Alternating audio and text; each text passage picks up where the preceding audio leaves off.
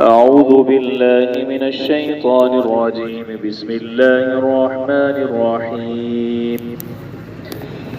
يا أيها الذين آمنوا لا تقولوا راعنا وقولوا انظرنا واسمعوا وللكافرين عذاب أليم. ما يود الذين كفروا من أهل الكتاب ولا المشركين أن ينزل عليكم من خير من ربكم والله يختص برحمته من يشاء والله ذو الفضل العظيم. ما ننسخ من آية أو ننسها نأت بخير منها أو مثلها. ألم تعلم أن الله على كل شيء قدير. ألم تعلم أن الله له ملك السماوات والأرض وما لكم من دون الله من ولي ولا نصير. آمنت بالله صدق الله العظيم. اللهم صل على سيدنا ومولانا محمد وعلى آل سيدنا ومولانا محمد وبارك وسلم وصل عليه. پچھلی آیات کے اندر اللہ تبارک و تعالی نے یہود کے کچھ شبہات کا جواب ارشاد فرمایا. اب یہاں سے آگے اللہ رب العزت یہود مدینہ کی ایک خرابی کا، ایک خباثت اور ایک شرارت کا بیان فرما رہے ہیں. یا ایھا الذین آمنو، اے ایمان والو، لا تقولوا، نہ کہو تم راعنا، راعنا نہ کہو، وقولوا اور کہو انظرنا، ہماری طرف دیکھیے، واسمعوا اور غور سے توجہ سے سنو، وَلِلْكَافِرِينَ عَذَابٌ أَلِيمٌ اور کافروں کے لیے عذاب علیم، دردناک عذاب ہے. یہ قرآن کا پہلا مقام ہے. جب سے ہم نے شروع کیا پہلے پارے کو، تو پہلی دفعہ اللہ تعالیٰ اس انداز میں خطاب فرما رہے ہیں. پیچھے آپ نے دیکھا یا ایھا الناس، اے لوگو، یا بنی اسرائیل، اے بنی اسرائیل. تو پہلی دفعہ یا ایھا الذین آمنوا سے اللہ رب العزت نے خطاب فرمایا ہے. اور یہ جو انداز ہے یہ آگے قرآن کے اندر بہت دفعہ آئے گا. تقریباً 88-99 دفعہ یہ انداز اللہ تعالیٰ اختیار فرماتے ہیں کہ یا ایھا الذین آمنوا. اور یہ ایسا انداز ہے، بلکہ اس بارے میں کہا جاتا ہے کہ یہ جو انداز ہے کہ ایمان والوں سے اللہ تعالیٰ ڈائریکٹ خطاب کرتے ہیں کہ ایمان والوں، یہ پچھلی امتوں کے اندر یہ سلسلہ نہیں تھا، بلکہ اللہ تعالیٰ اپنے نبی کو خطاب فرماتے اور نبی پیغام جا کر آگے لوگوں کو پہنچایا کرتے تھے. لیکن قرآن کے اندر اس امت کو یہ شان اللہ تعالیٰ نے عطا کی ہے کہ ڈائریکٹ اللہ تعالیٰ خطاب فرما رہے ہیں کہ یا ایھا الذین آمنو، اے ایمان والو. حضرت عبداللہ ابن مسعود رضی اللہ تعالیٰ عنہ کے بارے میں آتا ہے کہ آپ صلی اللہ علیہ وسلم کے پاس آئے اور آ کر عرض کرنے لگے کہ یا رسول اللہ، مجھے کوئی نصیحت کیجیے. تو آپ صلی اللہ علیہ وسلم نے فرمایا کہ جب قرآن کو پڑھو اور قرآن کے اندر یہ الفاظ آئیں کہ یا ایھا الذین آمنو، تو گویا تم یہ سمجھا کرو کہ اللہ تعالیٰ تمہارے ساتھ بات کر رہے ہیں. یعنی کہ اتنی توجہ اور یہ انداز اختیار کر لو کہ گویا کہ اس بات کا مخاطب میں خود ہوں. یا ایھا الذین آمنو، یعنی کہ بڑا محبت کا انداز ہے. آپ دیکھیں کہ جب آپ اولاد کے ساتھ بات کر رہے ہوتے ہیں نا، تو عام طور پر یہ انداز نہیں ہوتا میرے بیٹے، میرے پیارے بیٹے، میرے لائق بیٹے. لیکن جب کوئی بات منوانا ہوتی ہے تو پھر کیا انداز اختیار کیا جاتا ہے؟ اے میرے بیٹے، اے میرے پیارے بیٹے. تو وہ جو بچے کے اندر ایک سرکشی ہوتی ہے نا، اس کو گویا کہ ایک سپرے کیا جاتا ہے. بچہ خوش ہوتا ہے کہ مجھے کیا کیا جا رہا ہے، بیٹا کہہ کر پکارا جا رہا ہے، پیارا بیٹا کہہ کر پکارا جا رہا ہے. تو اللہ تعالیٰ جب یہ انداز اختیار فرماتے ہیں یا ایھا الذین آمنو، تو گویا کہ انسان کی طبیعت کے اندر جو سرکشی ہے اس کے اوپر ایک طرح سے اللہ تعالیٰ سپرے کر رہے ہوتے ہیں کہ دیکھو دنیا کے اندر بہت سارے مذاہب ہیں لیکن تم نے کسی مذہب کو نہیں چنا، صرف اسلام کو چنا۔ لوگوں نے عیسیٰ علیہ السلام کو معبود مانا، عزیر علیہ السلام کو مانا، لوگوں نے فرشتوں کو مانا، لوگوں نے جنات کو معبود مانا، لیکن تم نے اللہ تعالیٰ کو، مجھے معبود مانا۔ اسی طریقے سے باقی لوگوں نے اپنے اپنے نبی بنائے، لیکن تم نے پیارے پیغمبر علیہ السلام کو اپنا آخری نبی سمجھا۔ تو یا ایھا الذین آمنوا، اے ایمان والو۔ آنف بن قیس بڑے ایک تابعی تھے، مشہور، بڑے ذہین آدمی تھے، زیرک آدمی تھے، حضرت عمر رضی اللہ تعالیٰ عنہ کا بڑا احترام کرتے تھے اور ان کی باتیں بڑی توجہ سے سنتے تھے، حالانکہ وہ تابعی تھے، صحابی نہیں تھے۔ تو ایک دفعہ حضرت عمر رضی اللہ تعالیٰ عنہ نے ان کو بھیجا ابو موسیٰ اشعری رضی اللہ تعالیٰ عنہ کی طرف، اور پھر ابو موسیٰ اشعری رضی اللہ تعالیٰ عنہ کو پیغام بھیجا کہ یہ احنف بن قیس اگرچہ صحابی نہیں ہے، لیکن یہ قرآن کے اندر بڑا تدبر کرنے والا ہے، بہت غور و فکر کرنے والا ہے، تو اس کی باتیں توجہ سے سننا۔ یعنی کہ ایک صحابی کو کہا جا رہا ہے کہ آپ تابعی کی بات توجہ سے سننا۔ تو کہتے ہیں کہ میں قرآن پڑھ رہا تھا، تو قرآن کے اندر اللہ تعالیٰ نے فرمایا کہ لَقَدْ أَنزَلْنَا إِلَيْكُمْ كِتَابًا فِيهِ ذِكْرُكُمْ، کہ ہم نے تمہاری طرف کتاب اتاری ہے، فِيهِ ذِكْرُكُمْ، اس کے اندر تمہارا تذکرہ ہے۔ تو کہتے ہیں کہ پھر میں ڈھونڈنے لگا کہ کہاں پر قرآن کے اندر میرا تذکرہ ہے۔ تو یہ انداز ہونا چاہیے کہ جب آدمی قرآن کا مطالعہ کر رہا ہو تو گویا کہ اس انداز سے جب اللہ تعالیٰ خطاب فرمائیں تو بندہ کیا ہو جائے، اس کا جو انگ ہے وہ کان کی طرح بن جانا چاہیے، یعنی کہ اس انداز کے اندر آدمی کیا کرے، اس بات کو سنے۔ تو یا ایھا الذین آمنوا، اے ایمان والو، لا تقولوا راعنا، تم نہ کہو راعنا، ہماری رعایت کیجیے۔ اصل کے اندر اس کا پس منظر یہ ہے آیت کا کہ مدینے کے یہودی جب آپ صلی اللہ علیہ وسلم کو مخاطب کرتے، بلاتے، تو وہ کہتے تھے کہ راعنا، اور خاص طور پر جو منافقین تھے وہ بھی یہودیوں میں سے تھے، تو آپ صلی اللہ علیہ وسلم کو بلاتے تو کہتے تھے کہ راعنا۔ تو صحابہ بھی ان کی دیکھا دیکھی آپ صلی اللہ علیہ وسلم کو کہتے کہ راعنا۔ راعنا کا مطلب ہوتا ہے کہ ہماری رعایت کیجیے، یعنی کہ آپ صلی اللہ علیہ وسلم ایک بات ارشاد فرماتے تو وہ کہتے کہ راعنا، یا رسول اللہ ہماری رعایت کریں، کہ بات کو دہرا دیں تاکہ ہمیں بات کو سمجھ آ جائے۔ لیکن یہ جو یہودی تھے یہ راعنا اور نیت سے کہتے تھے اور صحابہ اور نیت سے کہتے تھے۔ راعنا عبرانی زبان کے اندر جا کر اس کا ترجمہ بنتا ہے کہ بے وقوف، احمق۔ تو وہ گویا کہ آپ صلی اللہ علیہ وسلم کے لیے ایک گالی کے طور پر کہا کرتے تھے، اور جو صحابہ تھے وہ عربی کو دیکھتے ہوئے راعنا کو کہتے تھے کہ آپ ہماری رعایت کیجیے۔ یا کبھی کبھی ایسا ہوتا تھا کہ راعنا کا مطلب ہوتا ہے کہ ہماری رعایت کیجیے، لیکن وہ کیا کرتے تھے کہ لفظوں کو تھوڑا سا چبا کر راعنا کی جگہ وہ کہتے تھے راعینا۔ راعینا کا مطلب ہماری رعایت کیجیے، اور راعی میرا چرواہا، نہ ہمارا چرواہا۔ تو گویا کہ آپ صلی اللہ علیہ وسلم کی گستاخی کے لیے وہ کیا کہتے تھے کہ نعوذ باللہ، آپ صلی اللہ علیہ وسلم تو کیا ہے، ہمارے چرواہے ہیں، ہمارے جانوروں کو چرانے والے ہیں۔ تو ایک توہین کا پہلو نکلتا تھا۔ یہ وہ تفسیر ہے جو عام طور پر بیان کی جاتی ہے، یعنی کہ اکثر مفسرین نے یہی تفسیر بیان کی ہے۔ ایک اور تفسیر بھی ہے جو ہمارے اساتذہ نے بیان کی ہے، وہ انشاءاللہ بعد میں ذکر کریں گے۔ تو گویا کہ آپ صلی اللہ علیہ وسلم کی توہین کے لیے وہ کہا کرتے تھے کہ راعینا، اے ہمارے چرواہے۔ تو اللہ تعالیٰ نے اب جب صحابی بھی یہی کہنے لگے تو اللہ رب العزت نے منع کیا کہ تم راعینا نہ کہا کرو، بلکہ وقولو، تم کہا کرو انظرنا، کہ آپ ہمیں دیکھیے۔ دونوں کا مطلب ایک ہی ہے کہ ہماری رعایت کریں اور بات کو دہرا دیں۔ اللہ تعالیٰ فرماتے ہیں کہ واسمعوا، غور سے سنا کرو، یعنی کہ تم زحمت دیتے کیوں ہو آپ صلی اللہ علیہ وسلم کو، بات دہرواتے کیوں ہو، بلکہ پہلی دفعہ ہی اتنی توجہ سے سنا کرو کہ تمہیں یہ کہنے کی ضرورت ہی نہ پڑے۔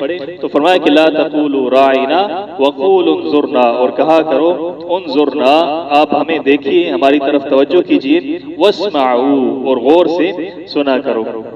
یعنی کہ اس میں آپ صلی اللہ علیہ وسلم کی ادب کو بیان کیا جا رہا ہے کہ کوئی ایسا لفظ، کوئی ایسا انداز، کوئی ایسی حرکت جس کے اندر آپ صلی اللہ علیہ وسلم کی ہلکی سی توہین کا بھی ذرا سا بھی شائبہ ہو جائے تو وہ لفظ بھی اختیار نہیں کرنا۔ اس لفظ کو بھی تم نے کیا کرنا ہے؟ چھوڑ دینا ہے. لا تقولوا راعنا وقولوا انظرنا، اور تم کہو انظرنا، ہمیں دیکھیے، واسمعوا، اور غور سے توجہ سے سنو، وللکافرین عذاب علیم، اور کافروں کے لیے کیا ہے؟ عذاب ہے علیم، دردناک.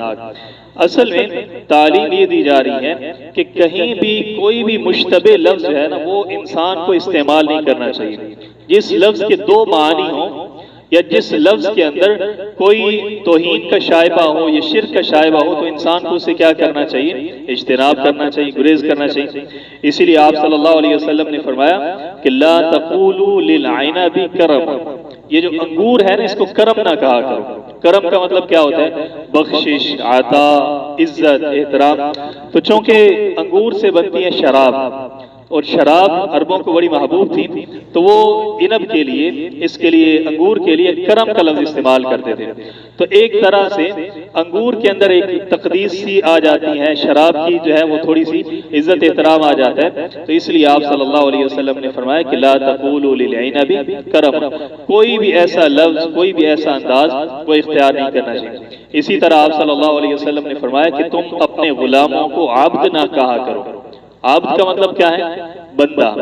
لیکن چونکہ سارے انسان جو ہیں وہ اللہ تعالیٰ کے بندے ہیں، تو جب تم کہو گے کہ فلاں میرا بندہ ہے تو ایک طرح سے یہ بات انسان کو شرک کی طرف لے جا سکتی ہے. تو اسی لیے اپنے غلام کو غلام کہا کرو، لڑکا کہا کرو، خادم کہا کرو، اس طرح کے الفاظ استعمال کیا کرو.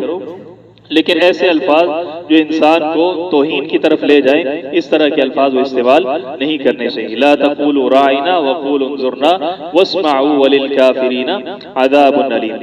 آپ دیکھیں گے کہ بہت سے مقامات پر اللہ تعالیٰ ادب سکھاتے ہیں. اللہ سے متعلق، آپ صلی اللہ علیہ وسلم سے متعلق بات کرتے ہوئے انسان کو احتیاط کرنی چاہیے. کوئی ایسا انداز، اور کبھی کبھی ایسا ہوتا ہے کہ لفظ ٹھیک ہوتا ہے، بات ٹھیک ہوتی ہے، مسئلہ ٹھیک ہوتا ہے، آپ عقیدہ بیان کر رہے ہوتے ہیں، لیکن انداز ایسا اختیار کرتے ہیں جو گستاخی والا ہوتا ہے. تو اس سے بھی اجتناب کرنا چاہیے. علماء نے لکھا ہے کہ اللہ تعالیٰ کے بارے میں یہ کہنا کہ خالق الحیوانات، اللہ تعالیٰ حیوانات کو بنانے والے ہیں، یہ کہنا ٹھیک ہے. لیکن اللہ تعالیٰ کے بارے میں یہ کہنا خالق الکلاب، اللہ تعالیٰ کتوں کے بنانے والا ہے، اللہ تعالیٰ سور کا خالق ہے، سور کا مالک ہے، یہ نہیں کہنا چاہیے. حالانکہ آپ کہیں گے کہ بات تو ٹھیک ہے، اللہ تعالیٰ کتوں کو بنانے والے ہیں، لیکن اللہ تعالیٰ کی طرف اچھی چیزوں کی نسبت کرنی چاہیے. کوشش کریں کہ بری چیز کی نسبت وہ اللہ تعالیٰ کی طرف انسان نہ کریں. جیسے آگے سورہ آل عمران کے اندر ہم پڑھیں گے، وہاں پہ آتا ہے تنزع الملک ممن تشاء وتعز من تشاء وتذل من تشاء بیدک الخیر، تیرے ہاتھ کے اندر خیر ہے. تو شر کس کے ہاتھ کے اندر ہے؟ شر بھی تو اللہ تعالیٰ کے ہاتھ کے اندر ہے نا. لیکن اللہ تعالیٰ نے وہاں پر سکھایا کہ بری چیزوں کی نسبت جو ہے وہ اللہ تعالیٰ کی طرف نہیں کرنی چاہیے. اگرچہ حقیقت ہے کہ بری چیزوں کو پیدا کرنے والی ذات بھی اللہ تعالیٰ کی ہے، تو انسان کو ادب اور احترام جو ہے وہ ملحوظ خاطر رکھنا چاہیے. جیسے ہمارے ہاں کہا جاتا ہے نا، ایسی عجیب سے انداز اختیار کیے جاتے ہیں. اب آپ توحید بیان کرتے کرتے کرتے ایسا انداز اختیار کرتے ہیں کہ جس میں سے گستاخی کی بو آنا شروع ہو جاتی ہے. تو انسان کو ایسی توحید سے بھی بچنا چاہیے جس کی وجہ سے کسی کی گستاخی ہو رہی ہو. پیچھے میں سن رہا تھا کہ اس نے کہا کہ اللہ کے نبیوں کو اتنا بھی اختیار نہیں ہے کہ وہ اپنا پیشاب روک سکے. اب یہ وہ کیا کر رہا ہے؟ اپنی طرف سے توحید بیان کر رہا ہے کہ اللہ کے نبی کو تو اتنا اختیار ہی نہیں ہے کہ وہ پیشاب روک سکے. تو یاد رکھیے گا کبھی بھی ایسا انداز اختیار نہ کریں جس کی وجہ سے انبیاء کی گستاخی لازم آئے. تو اس لیے اللہ تعالیٰ سے دعا مانگنی چاہیے کہ اللہ تعالیٰ ایسی توحید سے بھی بچائے جو انسان کو گستاخی کی طرف لے جائے، اور ایسا عشق رسول بھی نہ ہو جو انسان کو جو ہے وہ شرک کی طرف لے جائے، اور ایسی صحابہ کی محبت بھی نہ ہو جس کی وجہ سے انسان اہل بیت کے ساتھ دشمنی لگا کر بیٹھ جائے، اور ایسی اہل بیت کی محبت بھی نہ ہو جس کی وجہ سے انسان صحابہ کا گستاخ ہو جائے. تو ہمیشہ انسان کو کیا کرنا چاہیے؟ اعتدال کے اندر رہنا چاہیے. شیطان بڑا وہ شریر ہے نا، انسان کو غصہ دلا کر ایک جو ہے نہج پر لے جاتا ہے، پھر آدمی بالکل ایکسٹریم لیول پر پہنچ جاتا ہے، تو یہ انداز اختیار نہیں کرنا چاہیے۔ تو اللہ تعالیٰ نے بتایا کہ لا تقولوا راعنا، اگرچہ لفظ ٹھیک ہے اور تم ٹھیک نیت سے ادا کر رہے ہو، لیکن چونکہ اس سے ایک اور معنی نکلتا ہے گستاخی والا، تو تم ایسے لفظ کو بھی چھوڑ دو جس میں سے کوئی ایک پہلو گستاخی کا نکلتا ہو۔ لا تقولوا راعنا وقولوا انظرنا واسمعوا، اس سے پتہ چلتا ہے کہ اگر ایک لفظ کے اندر ہلکا سا پہلو بھی گستاخی کا نکلتا ہو تو اللہ تعالیٰ اس سے منع کر دیتے ہیں، روک دیتے ہیں کہ میرے نبی کی گستاخی نہ ہو جائے، اس طرح کا کوئی لفظ استعمال نہیں کرنا۔ اگر لفظ بشر آپ صلی اللہ علیہ وسلم کے لیے گستاخی کا ہوتا تو اللہ تعالیٰ قرآن کے اندر کبھی بھی یہ لفظ استعمال نہ فرماتے، تو اس سے پتہ چلتا ہے کہ یہ کوئی گستاخی کا لفظ نہیں ہے۔ اسی طرح سے باقی جتنے بھی مسائل بیان کیے جاتے ہیں کہ ہم کہتے ہیں کہ آپ صلی اللہ علیہ وسلم عالم الغیب نہیں ہیں، اب اللہ تعالیٰ نے جو نفی کی ہے اس سے پتہ چلتا ہے کہ آپ صلی اللہ علیہ وسلم کو عالم الغیب نہ ماننا اگر یہ توہین ہوتی تو اللہ تعالیٰ اس بات کو قرآن کے اندر بیان نہ کرتے۔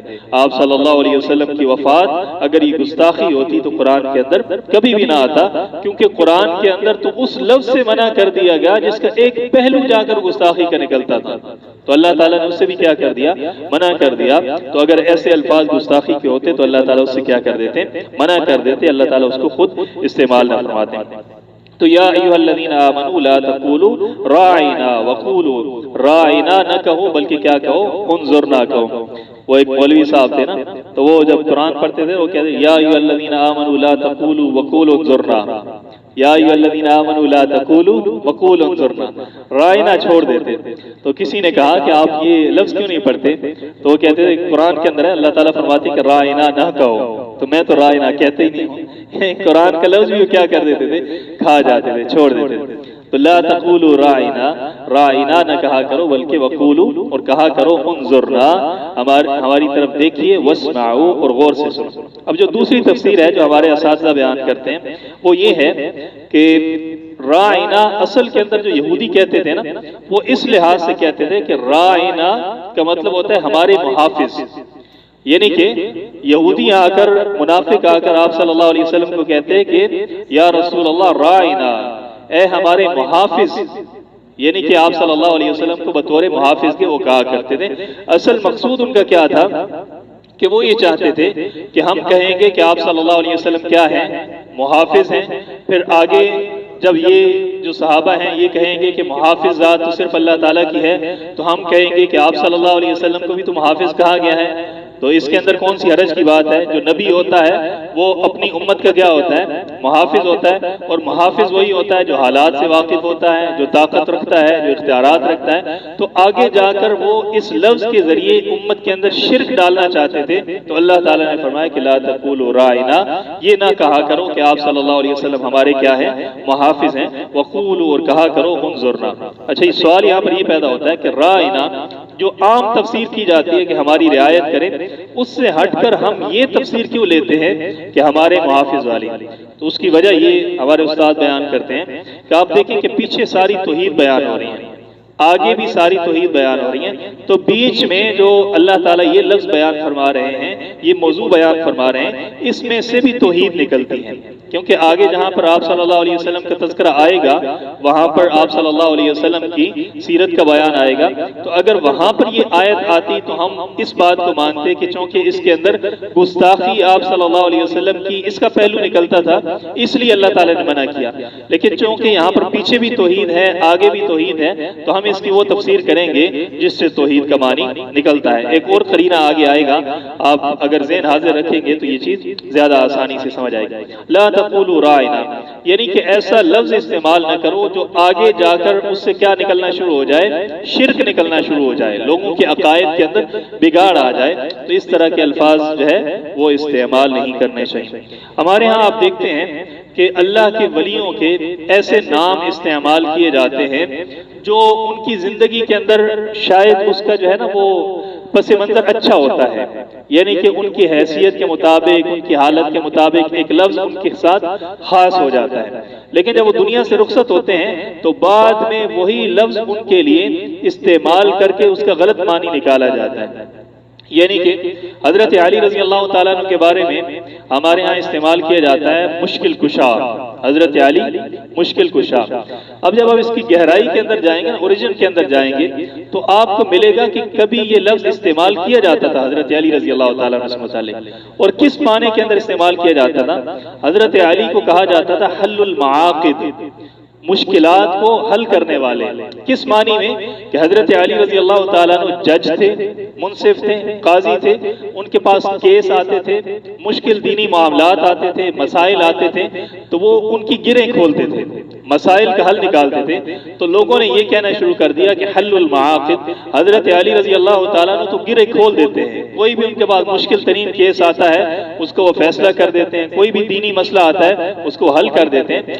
تو مشکلات جو دین سے متعلق یا باقی امور سے متعلق مشکلات تھیں، وہ حضرت علی رضی اللہ تعالیٰ حل کر دیتے۔ اب جب وہ دنیا سے رخصت ہوئے تو ان کا یہ جو لقب تھا اس زمانے کے اندر حل المعاقد، اس کا فارسی کے اندر ترجمہ ہوا تو وہ کیا بن گیا؟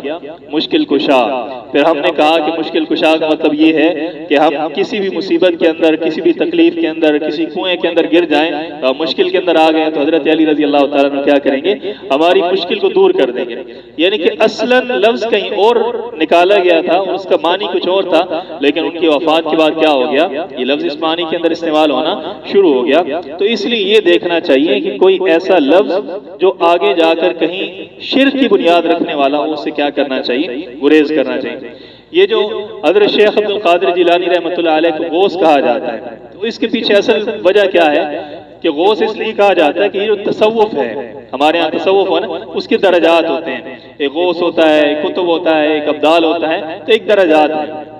تو شیخ عبد القادر جیلانی رحمۃ اللہ علیہ کے بارے میں ان لوگوں نے یہ قرار دیا کہ یہ قطب کے، غوث کے مرتبے کے اوپر فائز ہے، وہ جو تصوف کا ایک درجہ ہے نا غوث والا، اس کے اوپر فائز ہے۔ تو اب بعد میں آنے والے لوگوں نے کیا کیا کہ اس غوث کو عربی کا لفظ بنایا اور وہ جو مغیث یعنی کہ امداد کرنے والا، اس کے معنی کے اندر استعمال کر کے شیخ عبد القادر جیلانی کو کس معنی کے اندر بلانا شروع کر دیا کہ کوئی بھی مشکل ہو، پریشانی ہو تو کیا کہنا شروع کر دیتے ہیں؟ یا غوث اغثنا، اے غوث کیا کریں آپ ہماری امداد کریں۔ تو اصل کے اندر لفظ کچھ ہوتا ہے، آگے جا کر اس کا معنی کچھ بن جاتا ہے، لوگ اس کو شرک کی طرف لیتے ہیں۔ اسی طرح حضرت علی حجویری رحمۃ اللہ علیہ، ان کو کیا کہا جاتا ہے؟ داتا کہا جاتا ہے۔ اب وہ اپنی زندگی کے اندر لوگوں کے اوپر خرچ کرتے ہوں گے، لوگوں کو دیتے ہوں گے، لوگوں کو دین کے راستے کے اوپر لگاتے ہوں گے، تو داتا کا مطلب ہے دینے والا۔ تو ان کی زندگی کے اندر تو اس معنی کے اندر استعمال ہوتا ہوگا، لیکن بعد کے اندر لوگوں نے کیا کرنا شروع کر دیا کہ پورے پنجاب کا جو بجٹ ہے نا وہ یعنی کہ ہمارے پاس داتا ہے تو ہمیں IMF کے پاس جانے کی ضرورت بھی نہیں ہے، بلکہ ان کی قبر کے پاس جائیں اور سارا بجٹ حاصل کر لیں اور ساری جو ہے اپنی معیشت کو ٹھیک کر لیں۔ تو اصل کے اندر نام کسی اور معنی میں ہوتا ہے، پھر آگے جا کر لوگ اس کو کیا کرتے ہیں؟ جہالت کی وجہ سے بگاڑ دیتے ہیں۔ تو اس لیے کوشش یہ کرنی چاہیے کہ اگر کوئی نام غلط معنی کے اندر استعمال ہوتا ہے تو آپ کوشش کریں کہ اس لفظ کو ہی چھوڑ دیں، یعنی کہ جو ان کا اصل نام ہے وہ استعمال کریں۔ اگر لوگوں کے عقائد اس کی وجہ سے خراب ہوتے ہیں تو اس سے کیا کرنا چاہیے؟ انسان کو گریز کرنا چاہیے۔ لا تقولوا راعنا وقولوا انظرنا، اور کہو انظرنا، آپ ہماری طرف دیکھیے، واسمعوا، اور آپ کیا کریں؟ غور سے، توجہ سے سنو، تاکہ آپ کو بات دہروانے کی ضرورت بھی نہ پڑے۔ وللکافرین، اور کافروں کے لیے عذاب علیم، عذاب ہے دردناک۔ ما یود الذین، نہیں چاہتے وہ لوگ، کفروا، جنہوں نے کفر کیا، من اہل الکتاب، اہل کتاب میں سے، وللمشرکین، اور نہ مشرکین میں سے، ان ینزل علیکم، کہ اتاری جائے آپ کے اوپر، من خیر، کوئی خیر، من ربکم، آپ کے رب کی طرف سے۔ یہ جو اہل کتاب میں سے کافر ہیں یا اہل کتاب میں سے مشرک ہیں، وہ نہیں چاہتے کہ ینزل علیکم، کہ اتاری جائے آپ کے اوپر، من خیر من ربکم، کوئی خیر آپ کے اوپر، آپ کے رب کی طرف سے، کوئی وحی آئے یا دین کی کوئی بھلائی آپ کے اوپر اترے یا دنیا کی کوئی بھلائی، تو یہ چاہتے ہیں کہ ایسا نہ ہو۔ واللہ یختص، اللہ تعالیٰ فرماتے ہیں کہ ان کے چاہنے سے کیا ہوتا ہے؟ اصل کے اندر تو اللہ تعالیٰ یختص، وہ خاص کر لیتا ہے، برحمتہ، اپنی رحمت سے، من یشاء، جس کو چاہتا ہے اللہ تعالیٰ اس کے اوپر کیا کرتا ہے؟ اپنی رحمت نازل فرماتا ہے۔ واللہ، اور اللہ تعالیٰ، ذو الفضل العظیم، بڑے فضل والا ہے، عظیم، عظمت والا، یعنی کہ بہت زیادہ فضل کرنے والی ذات اللہ تعالیٰ کی ہے۔ اب یہاں سے آگے اللہ تعالیٰ ایک اور اعتراض کا جواب دے رہے ہیں۔ وہ اعتراض کیا ہے؟ یہودی کہتے تھے کہ اگر یہ قرآن اللہ تعالیٰ کی طرف سے ہے تو ہم یہ دیکھتے ہیں کہ اللہ تعالیٰ ایک حکم نازل فرماتے ہیں اور پھر بعد میں اس حکم کو کیا کر دیتے ہیں؟ منسوخ کر دیتے ہیں۔ ایک نیا حکم آتا ہے اور پہلے حکم کو کیا کر دیتا ہے؟ کینسل کر دیتا ہے، منسوخ کر دیتا ہے۔ تو اللہ تعالیٰ اس بات کا جواب دے رہے ہیں کہ ما ننسخ، ہم نہیں منسوخ کرتے، ہم نہیں کینسل کرتے، من آیت، کسی آیت کو، او ننسیہا، یا ہم اس کو بلاتے ہیں، ہم کیا کرتے ہیں؟ نأتی بخیر، ہم لے آتے ہیں بخیر منہا، اس سے بہتر حکم آ جاتا ہے، او مثلہا، یا اس کے جیسا حکم ہم لے کر آتے ہیں۔ یہ جو ناسخ و منسوخ کی بحث ہے نا کہ قرآن کے اندر کچھ آیات منسوخ ہیں اور کچھ آیات کیا ہے؟ ناسخ ہیں، تو یہ بڑی پیچیدہ قسم کی بحث ہے۔ بلکہ حضرت علی رضی اللہ تعالیٰ عنہ کے بارے میں آتا ہے کہ ایک دفعہ مسجد کوفہ کے اندر آئے تو دیکھا کہ ایک بندہ جو ہے نا وہ بڑے مسائل بیان کر رہا ہے، تو حضرت علی رضی اللہ تعالیٰ عنہ کھڑے سنتے رہے، اور پھر آپ نے پوچھا کہ یہ کیا کر رہا ہے؟ تو لوگوں نے کہا کہ حضرت جی یہ واعظ کر رہا ہے، لوگوں کو مسائل بتا رہے ہیں۔ تو حضرت علی رضی اللہ تعالیٰ نے فرمایا کہ نہیں، یہ کوئی واعظ نہیں کر رہا، کوئی نصیحت نہیں کر رہا، بلکہ یہ اپنا آپ منوانا چاہ رہا ہے۔ پھر حضرت علی رضی اللہ تعالیٰ نے اس کو بلایا اور پوچھا کہ تمہیں ناسخ و منسوخ کا پتہ ہے کہ قرآن کے اندر کون سی آیتیں ناسخ ہیں، کون سی آیتیں منسوخ ہیں؟ تو وہ کہنے لگا کہ نہیں پتا۔ تو حضرت علی رضی اللہ تعالیٰ نے فرمایا کہ ہلکتا و اہلکتا، تو خود بھی تباہ ہوگا اور دوسروں کو بھی تباہ کرے گا۔ یعنی کہ جو بندہ قرآن بیان کرنے والا ہے اس کو چاہیے کہ کم از کم اس کو یہ پتا ہو کہ قرآن کے اندر ناسخ کیا ہے اور منسوخ کیا ہے۔ یعنی کہ یہ علم اتنا زیادہ اہم ہے کہ اگر اس علم کے بارے میں آپ کو پتہ نہیں ہے تو آپ کیا کریں گے؟ خود بھی گمراہ ہوں گے اور دوسروں کو بھی گمراہ کریں گے۔ اس لیے یہ جو کہا جاتا ہے نا کہ ترجمہ خود نہیں پڑھنا چاہیے، آدمی کیا ہو جاتا ہے؟ گمراہ ہو جاتا ہے۔ اس کا مطلب یہ ہے کہ آپ خود ترجمہ پڑھیں اور خود اس سے مسائل نکالیں اور پھر اس سے خود استدلالات کرنا شروع کر دیں، خود اس کی تفسیر کرنا شروع کر دیں، تو پھر آپ کیا ہو جائیں گے؟ گمراہ ہو جائیں گے۔ کیونکہ قرآن کو سمجھنے کے لیے بھی انسان کو کچھ نہ کچھ علوم کی ضرورت ہوتی ہے، ایسا نہیں ہے۔ اب آپ دیکھیں گے قرآن کے اندر ایسے احکامات ہیں کہ جو دوسری آیات ان کو منسوخ کرتی ہیں۔ اس طرح کی کوئی آیت آ جاتی ہے تو پھر کیا ہوتا ہے؟ انسان مشکل کا شکار ہو جاتا ہے۔ تو ما ننسخ من آیت او ننسیہا نأتی بخیر منہا او مثلہا۔ اب قرآن کے اندر کتنی آیتیں منسوخ ہیں؟ تو پہلی بات تو یہ یاد رکھیے گا، قرآن کے اندر جو منسوخ ہونے والی چیزیں ہیں نا، عقائد منسوخ نہیں ہوتے۔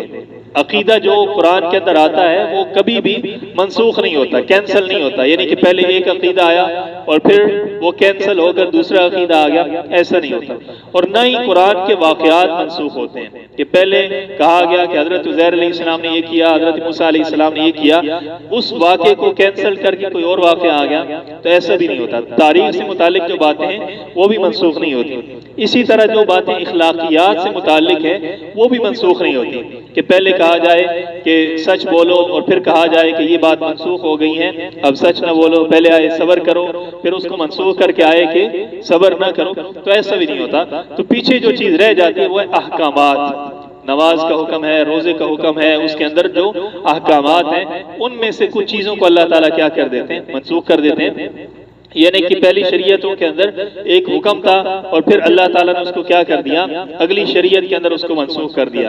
مثال کے طور پر اب روزہ جو ہے، پہلی شریعتوں کے اندر روزہ کیسے ہوتا تھا کہ رات جیسے ہی آپ سوئے تو آپ کا روزہ شروع ہو گیا، اگلا دن بھی سارا، رات بھی ساری کیا ہوتی تھی؟ روزہ ہوتا تھا۔ لیکن اس امت کے لیے اس پچھلے حکم کو کینسل کر کے، منسوخ کر کے نیا حکم یہ جاری کیا گیا کہ آپ رات کے وقت کھا پی سکتے ہیں، سونے کے بعد پھر اٹھ کر سحری کر سکتے ہیں، صبح تک آپ کھا سکتے ہیں، پھر دن میں آپ نے کیا کرنا ہے؟ روزہ رکھنا ہے۔ اس طرح کے احکامات جو ہیں ان کے اندر تبدیلی کی گئی۔ ما ننسخ من آیت، یہ کافی تفصیلی ہے تو انشاءاللہ اس کو کل کریں گے۔ اللہ تعالیٰ عمل کرنے کی توفیق نصیب فرمائے۔ الحمدللہ رب العالمین والعاقبۃ والصلاۃ والسلام علی سید الانبیاء والمرسلین۔ ربنا آتنا فی الدنیا حسنۃ اللهم اغفر لنا ذنوبنا وكفر عنا سيئاتنا وتوفنا مع الابرار، وصلى الله تعالى على خير خلق محمد وعلى اله وصحبه